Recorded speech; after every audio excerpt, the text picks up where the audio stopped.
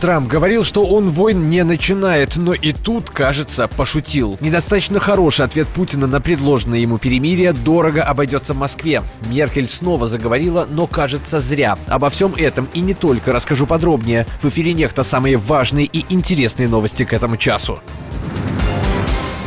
После шуток про войну в Украине я был немного саркастичен. Трамп пошутил еще раз, уже про Ближний Восток.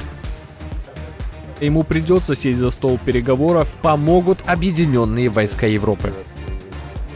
Украинский «Нептун» стал длиннее. Почему этой новости не обрадовались в обеих российских столицах? Дональд Трамп все же нашел, как отомстить журналистам. Тысячи человек в самое ближайшее время могут остаться без работы. Друзья, привет! Буду рад вашим лайкам, комментариям, подпискам и репостам. Вы знаете, как для нас это важно. Также спасибо вам за обратную связь. О самых важных событиях к этому часу прямо сейчас. Поехали! Дональд Трамп, тот самый, что не начинает войны, а заканчивает, таки начал одну на Ближнем Востоке. Накануне президент США объявил войну йеменским хуситам, и это, кажется, первая война, которую глава какого-либо государства объявил в соцсети. Всем террористам-хуситам ваше время истекло, и ваши нападения должны прекратиться, начиная с сегодняшнего дня. Если вы этого не сделаете, на вас обрушится ад, такой, какого никто и когда-либо ранее не видел.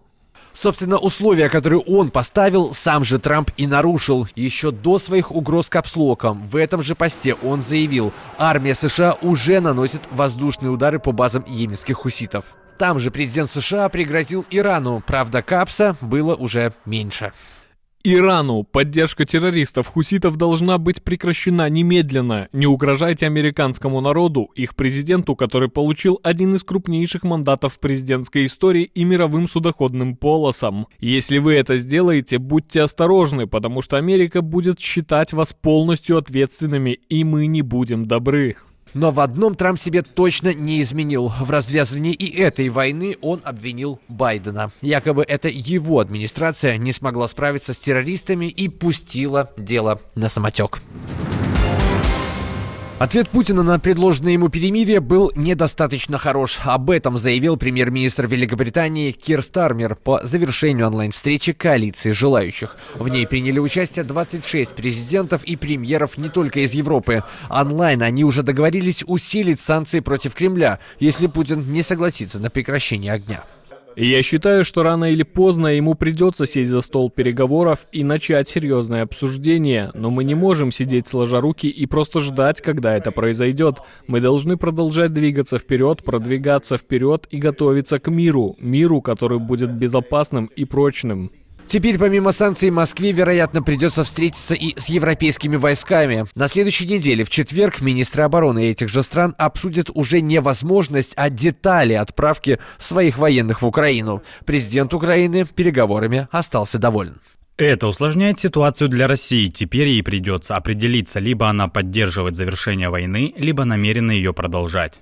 Президент Украины также объявил, что Европа создаст собственную переговорную группу. Вероятно, вспомнив, что украинских переговорщиков он так официально и не утвердил, Зеленский сделал это тоже сегодня. В нее вошли Андрей Ермак, Павел Полиса, Андрей Сибига и Рустем Умеров. Они же вчетвером вели переговоры с делегацией США в Джиде 11 марта. На итоговом фото нет только Полисы. Вероятно, он стоял за камерой. Экс-канцлер Германии Ангела Меркель вновь выступила с неожиданным заявлением. Впрочем, неожиданным был только сам факт, что экс-лидерка снова заговорила. После ухода с поста канцлера она долго молчала и воскресла публично лишь перед стартом продаж своей биографии. А вот содержание ее послания оказалось более чем ожидаемым. В интервью немецкой газете «Берлинер Цайтунг» вступилась за своего давнего друга Владимира Путина и призвала нынешних лидеров цивилизованного мира учитывать интересы России. Дискуссия об интересах России должна быть разрешена. Впрочем, спускать с рук России то, что она напала на Украину, Меркель тоже не предлагает. Напротив, настаивает на жестком ответе Кремлю. США и мы, то есть Германия и Европейский Союз, поддерживаем Украину, исходя из своих собственных интересов, потому что нельзя просто вторгнуться в страну или поставить под сомнение ее территориальный суверенитет, иначе то же самое может произойти и с нами. В 1994 году Будапештским меморандумом США вместе с Великобританией и Россией обязались соблюдать территориальный суверенитет Украины, для чего Украине пришлось отказаться от ядерного оружия. В этом отношении они взяли на себя ответственность за безопасность Украины. По крайней мере, именно такими мы знали Соединенные Штаты Америки до сих пор. Вот только Штаты уже не те. Голосование Вашингтона на Генассамблее ООН против Украины и в интересах России даже Меркель назвала очень необычным. Украина теперь может бить своими крылатыми ракетами и по Москве, и по Питеру. И разрешения для этого просить не придется. Силы обороны получили дальнобойную версию ракеты «Нептун», длинный «Нептун». По сути, ракета – аналог российских Х-101, «Калибр» и «Искандер-К» и могут поражать цели на расстоянии в 1000 километров. Так что теперь в Москву и Питер из Украины смогут прилетать не только беспилотники. И по некоторым данным, последние испытания ракета прошла в Крыму. Военные эксперты уверены, удар по НПЗ в Туапсе накануне был нанесен именно длинным «Нептуном». Туапсе находится в 450 километрах от линии фронта. Ранее ВСУ ударить по ней не могли. Зато теперь вот уже вторые сутки из окошек российских поездов открывается вот такой вид. Мы прибываем на станцию Туапсе. Может, он убедит Путина согласиться на прекращение огня. Ну, или хотя бы россиян убедит не ездить по Крымскому мосту ни на поездах, ни на авто. Полиция Армении отпустила Николая Зонова, россиянина, которого задержали 3 суток назад в Ереване. Максимальный срок его задержания просто истек, а что с ним делать дальше, так и не решили. Собственно, в России его обвиняли в неявке на службу в период мобилизации и объявили в международный розыск, а выехал из страны Зонов в 23 году и ни о каких делах в прокуратуре о себе не знал. Работал шеф-поваром, женился на армянке и вот-вот собирался стать гражданином Армении, но при подаче документов и был задержан полицией. Он жил у меня по прописке, работал здесь шеф-поваром официально, платил налоги. Он хотел спокойно со своей женой пожить.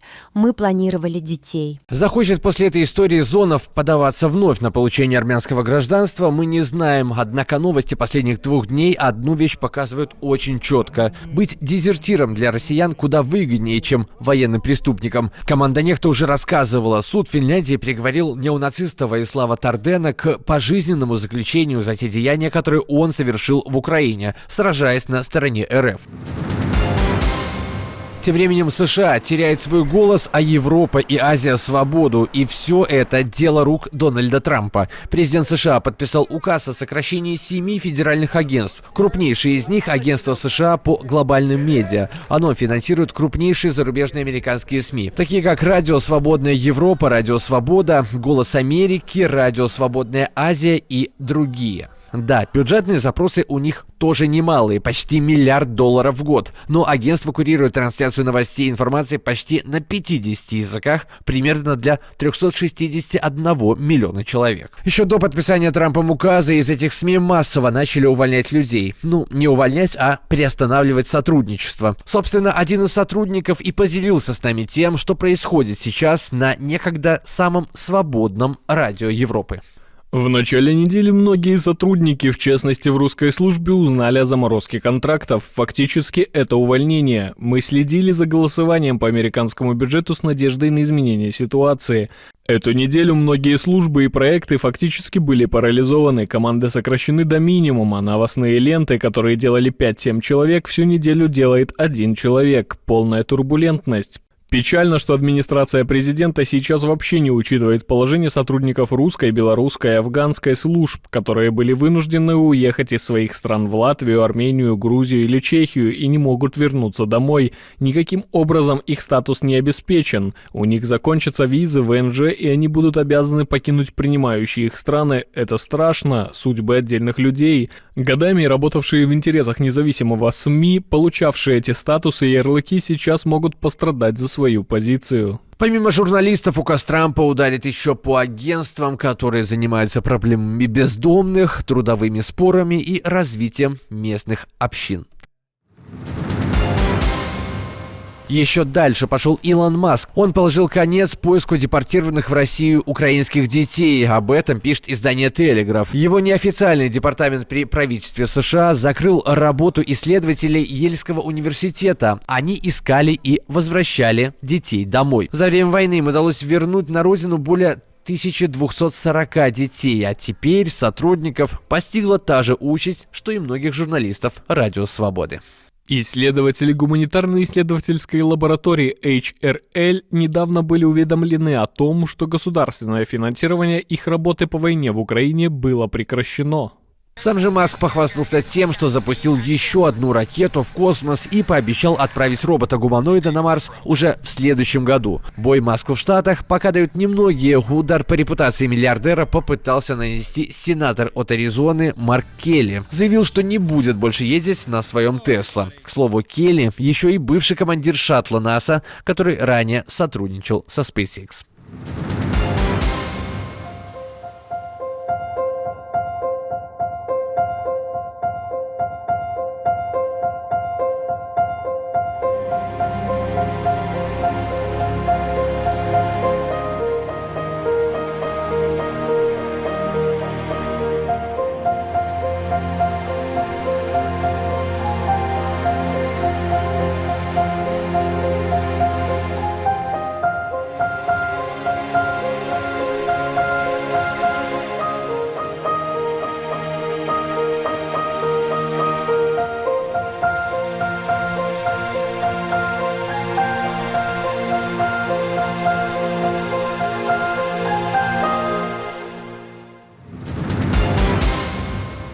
Друзья, на этом все.